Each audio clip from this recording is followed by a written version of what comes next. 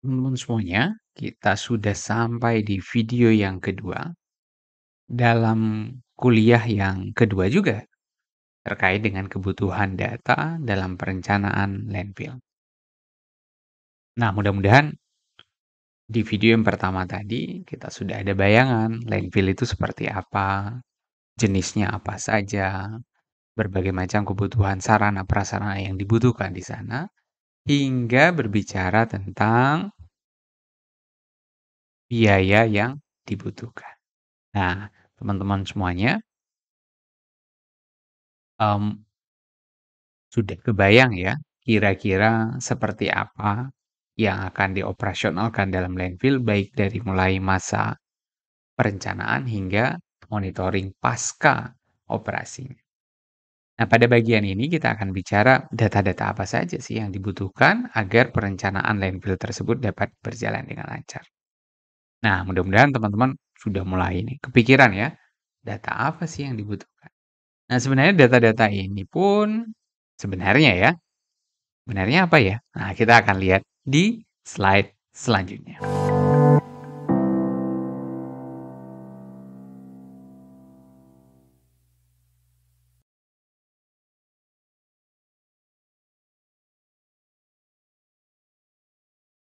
Pada bagian ini kita akan lanjutkan terkait dengan data dalam perencanaan landfill.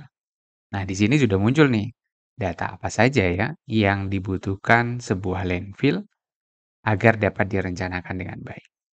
Nah, seperti halnya pada saat kita merancang tugas besar dalam sistem pengolahan sampah di mata kuliah pengolahan sampah, kita butuhkan banyak-banyak data.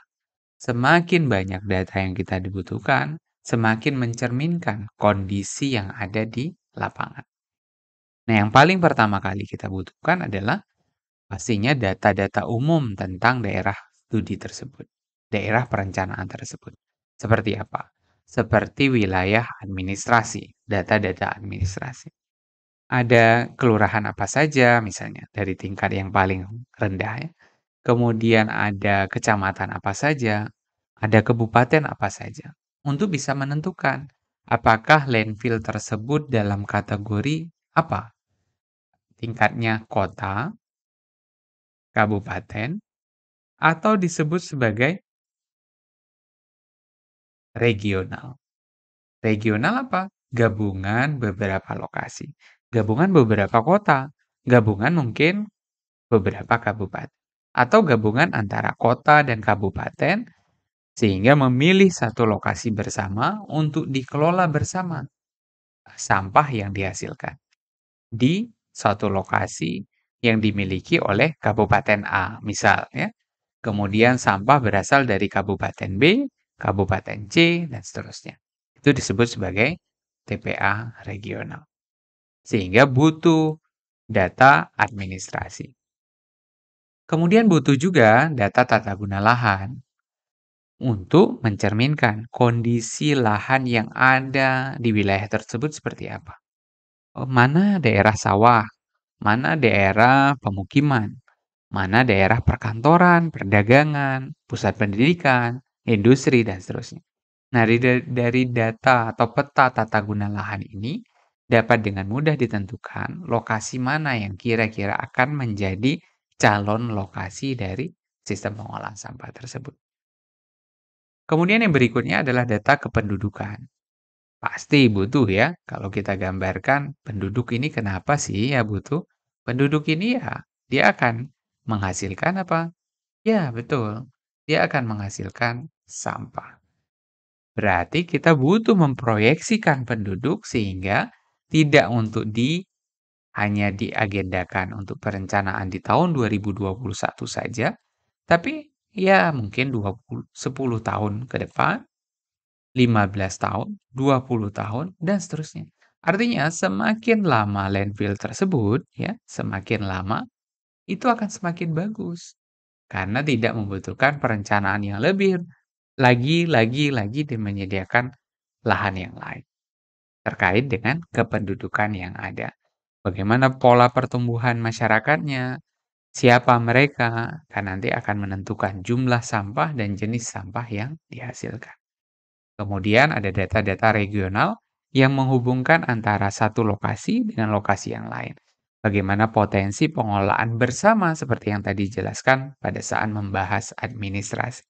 Jadi data-data umum berupa profil daerah ini wajib dimiliki seorang perencana landfill.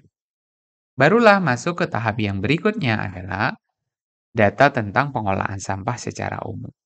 Baik itu hubungannya dengan timbulan dan komposisi karakteristik sampah. Kita tahu setiap wilayah saat ini lewat Jakstrada, melalui Jakstranas juga, kebijakan dan strategi daerah dalam pengelolaan persampahan, ini mewajibkan ada suatu data yang terus diupdate. Baik itu hubungannya dengan timbulan maupun dengan komposisi yang dilakukan. Dan berbagai macam aktivitas, pengurangan, dan penanganan sampah. Nah, ini menjadi PR kita bersama. Bagaimana pemerintah daerah harapannya punya data yang lebih baik agar membantu perencana untuk merencanakan sesuai dengan data real di lapangan.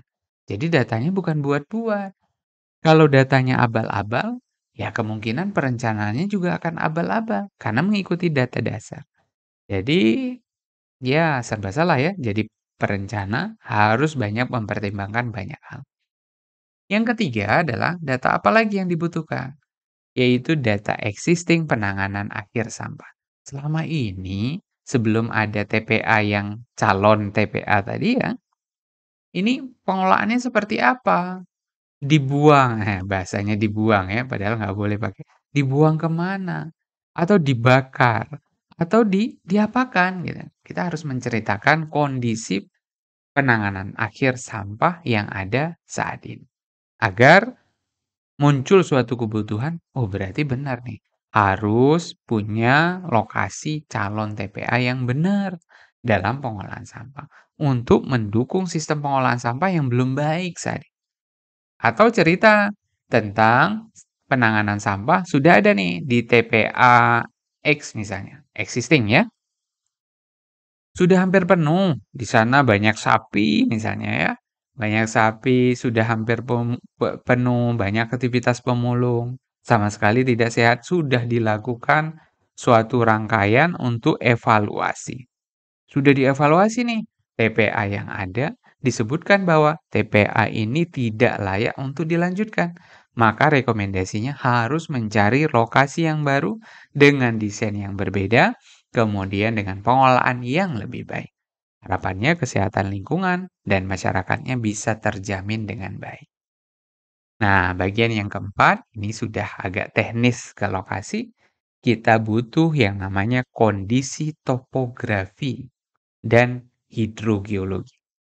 Kan tadi TPA tersebut akan dibangun ya, menampung sampah. Berarti kita butuh data yang sangat spesifik. Dicek dulu kedalaman air tanahnya berapa. Dicek lagi permeabilitas tanahnya seperti apa. Jenis tanahnya apa? Mampu nggak ya menampung sampah dengan jumlah sekian ton per hari? Mungkin nggak ya nanti kalau ada hujan yang turun, kemudian menghasilkan lindi, baik dari hujan tadi maupun dari sampahnya, kira-kira air lindi tersebut akan masuk ke mana gitu, akan tembus ke mana? Oh, ini sangat sangat berbahaya. Sehingga apa? Dimunculkan satu rekomendasi, "Pak, Bu, kalau Bapak ingin tetap bangun TPA di lokasi ini, Bapak harus lakukan pengamanan supaya kondisi lingkungannya tidak rusak." Dengan cara apa? Pemadatan. Dikasih layer pengaman di bagian bawah. Lindinya dialirkan ke satu tempat dan diolah dengan metode yang ini dan seterusnya. Jadi air tanah dilihat, tanahnya dilihat, kemudian topografinya bagaimana, konturnya bagaimana agar jelas. Oh, bagian sini nanti akan dikeruk. Jadi tanahnya ini bisa dipakai lagi untuk bagian yang lain. Jadi ada proses cut and fill sehingga proses pengolahannya bisa jadi lebih optimal. Nah, kalau lihat data-data ini ya teman-teman semuanya, kira-kira apakah orang kita calon-calon sarjana teknik lingkungan bisa bekerja sendiri nggak ya? Coba deh dipikir. Ada data kependudukan. Di sana mungkin ada survei sosial di dalam. Ada urusannya dengan peta. Ada urusannya dengan administrasi. Ada hubungannya dengan topografi, hidrogeologi, ada peta kontur, peta air tanah, dan seterusnya. Jadi, benar sekali, kita akan sulit untuk bekerja sendiri. Mungkin bagian 2 dan 3 kita bisa selesaikan dengan melihat data, melakukan sampling, dan seterusnya. Selesai. Tapi bagian 1 dan 4 kita butuh orang-orang lain dengan background pendidikan yang berbeda. Sehingga kerja tim sangat dibutuhkan untuk bisa menyelesaikan perencanaan landfill ini. Dan membuka pikiran kita bahwa teamwork itu sangat penting dalam dunia keteknikan, dalam dunia perencanaan, agar kita tidak sendiri. Banyak bidang ilmu yang bisa masuk, berbagai macam pertimbangan juga dibutuhkan. Ini baru data-data dasar saja. Tapi begitu nanti masuk ke dalam setiap teknis, sengaja tidak diceritakan lebih detail di sini, agar masuk nanti setiap teknis pada saat merencanakan, memilih lokasi, melakukan operasional, melakukan monitoring akan banyak list data lain yang kita butuhkan. Jadi perencanaan yang baik akan dilakukan berdasarkan data yang baik pula. Bagaimana kita mencari data atau menyediakan data untuk mendukung perencanaan landfill yang lebih baik. Oke, teman-teman semuanya, kita akan masuk ke bagian yang ketiga atau bagian yang paling akhir dari materi perkuliahan kedua terkait dengan kebutuhan data dalam perencanaan landfill. Agar teman-teman semuanya punya gambaran terkait dengan fase-fase pengembangan landfill, materi ini sengaja dimasukkan di dalam bagian ini. Agar ke depan, di materi perkuliahan ke depan, kita punya gambaran utuh bagaimana sebuah landfill itu dikerjakan dari mulai start pertama sampai nanti berakhir di suatu waktu, suatu masa, landfill tersebut harus ditutup. Nah, apa saja pengembangan fase tersebut? Ada 4 fase pengembangan landfill. Fase yang pertama adalah penentuan site, merupakan fase tahapan studi kelayakan. Ada feasibility study. Langkahnya pun dibagi-bagi ya. Pertama adalah, ya ini sudah masuk ke dalam bagian yang agak sedikit teknis, mengestimasi volume landfill yang dibutuhkan. Dari data kependudukan tadi, dari data tersebut kita bisa cari timbulan sampahnya seperti apa. Kemudian dihitung sedemikian rupa, diproyeksikan sehingga mendapatkan tahun perencanaan, dan bisa dihitung akan menghasilkan sampah sebanyak sekian ribu meter kubik. Sekian juta ton sampah untuk kota tersebut dalam waktu 20 tahun. Dalam waktu 15 tahun. Ketemulah volume landfill yang dibutuhkan. Nah, dari volume landfill tadi, kita butuh nih untuk bisa menyimpan sampah sekian juta meter kubik nih. Langkah kedua adalah melihat calon site-nya, calon lahannya, gitu ya. Lewat mana tadi? Ada tadi peta tata guna lahan. Wilayah administrasi ya. Ini penting. Berarti diinvestigasi terkait dengan calon-calon tadi. Nah, setelah dipilih, langkah kedua panjang urutannya. Karena punya standar juga, ada SNI-nya juga dan berbagai macam metode. Minggu depan kita akan bahas terkait dengan hal tersebut. Nah, setelah dipilih lokasi tersebut, ada lokasi A, lokasi B, lokasi C, ternyata terpilih lokasi A. Barulah langkah 3 dimulai. Ditentukan regulasi yang terkait dengan urusan tersebut. Ada regulasi yang pusat, ada regulasi yang daerah. Nah, untuk penerapan ini berarti menggunakan prinsip regulasi yang terdekat, yaitu daerah dulu. Barulah pilihan yang keempat, langkah keempat adalah menentukan opsi landfill-nya. Teknologi yang dipakai ini apa? Tujuannya apa sih? Untuk mendapatkan sebuah sumber energi, untuk mendapatkan bahan baku untuk kegiatan industri yang lain mungkin, maka pengolahan yang dilakukan akan berbeda. Jadi netapin dulu tujuannya apa, ujungnya itu landfill ini untuk apa gitu ya. Sumber energi, berarti ada pembakaran sampah misal ya, ada teknologi insenerasi di sana. Berarti alat yang digunakan berbeda. Proses untuk masuk ke insenerasi tersebut juga berbeda. Biayanya juga berbeda. Operatornya juga berbeda. Jadi tentuin dulu tujuannya apa. Sehingga akan menentukan proses tahapan yang akan dilakukan apa. Kira-kira gitu ya. Kemudian langkah yang kelima adalah terkait dengan pertimbangan penggunaan site pasca operasi. Jadi dipertimbangkan saat operasional pakainya metode apa, saat sudah ditutup ya, sudah ditutup penuh dan seterusnya, ini akan digunakan jadi apa gitu. Oh, jadi lapangan bola misalnya, jadi lapangan golf, jadi tempat rekreasi mungkin ya.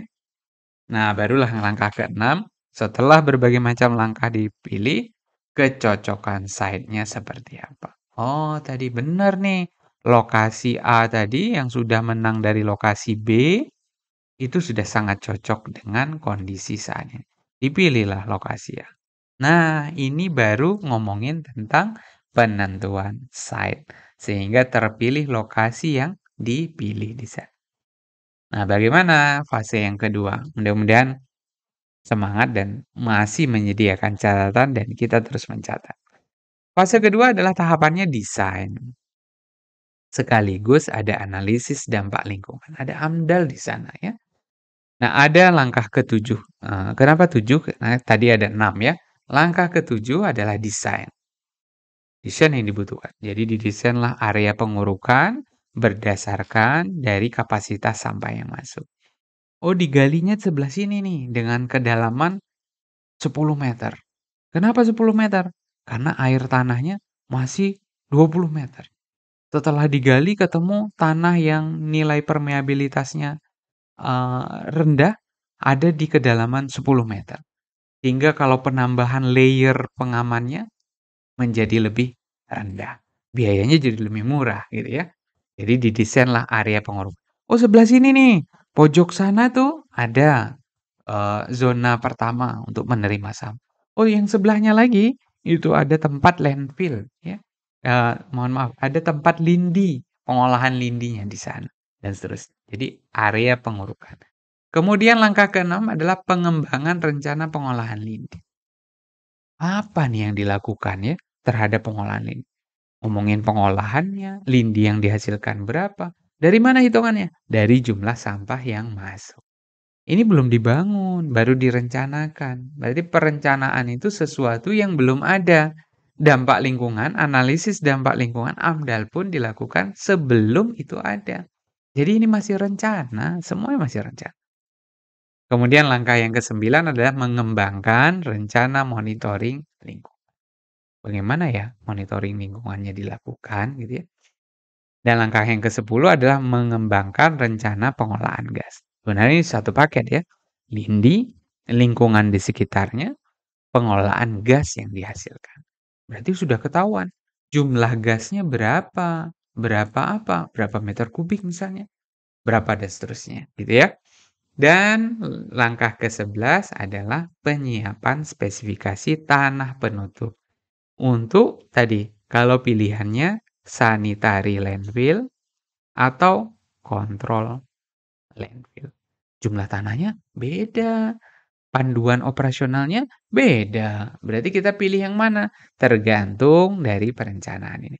Barulah langkah ke-12 dilakukan proses analisa mengenai dampak lingkungan untuk menentukan tadi lokasi apa tadi?